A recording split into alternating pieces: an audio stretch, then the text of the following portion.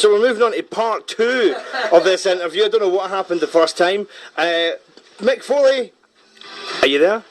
Yeah, man. People were just they were eating it up, and then we went to commercial break. Is that what happened? Yeah. That's exactly what happened. Right, Mick, it's Billy. How are you?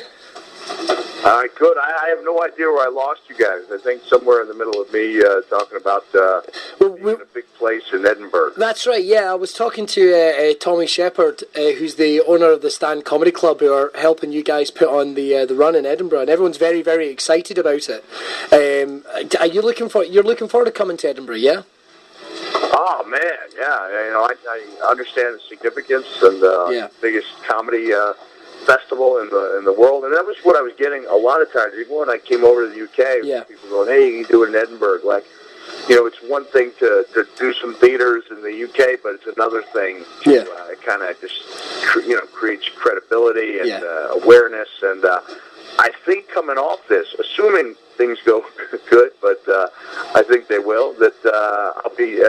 It will open some doors for me. Yeah, no, definitely. I mean, quite a bit more. The thing is, a lot of inspiring comedians, a lot of comedians in general will go to Edinburgh to very much make their name. I mean, the eyes of the world, it sounds ridiculous, but the eyes of the world are on Edinburgh, and it does open a lot of doors in terms of, producers and other comedy promoters and stuff like that. But it's also a fantastic opportunity for your fans to come and see you, but also the comedy fans that you've made along the way, because I mean there was a lot of people when you did your UK tour, there was a lot of people that, comedy fans that just came along to you. How's the feedback been from them? And they liked it, right? Yeah, definitely.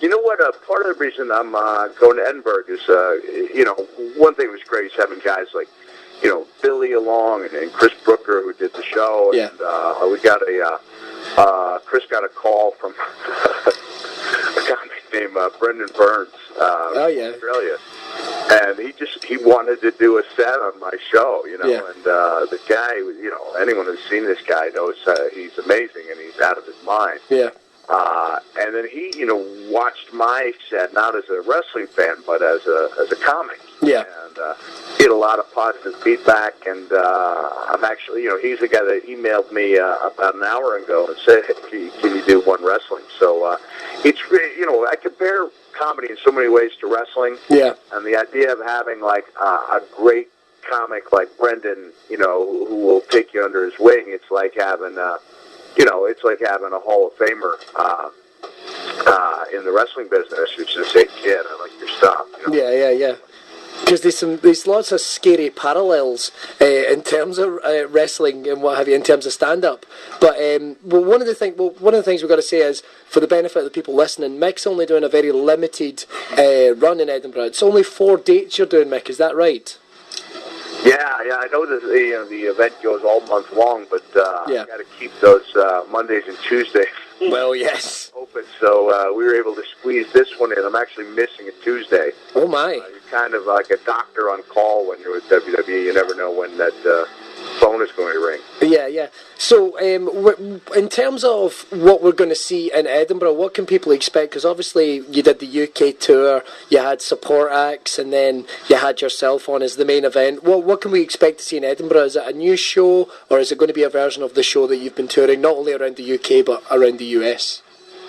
Yeah, well, I got a really nice tweet from a follower in Scotland who said he really appreciated that I did 2 completely different sets in Glasgow. So it's like, two completely different hours, and I tried to mix it up even on the even on the individual tours. I never did the same show, and I would kind of dig in and try to find some things I hadn't done before. You know what? I'm going to do almost all new material. I'll be honest. I'm going to tell that Velvet Sky motorboating story again because it's a theme that leads me.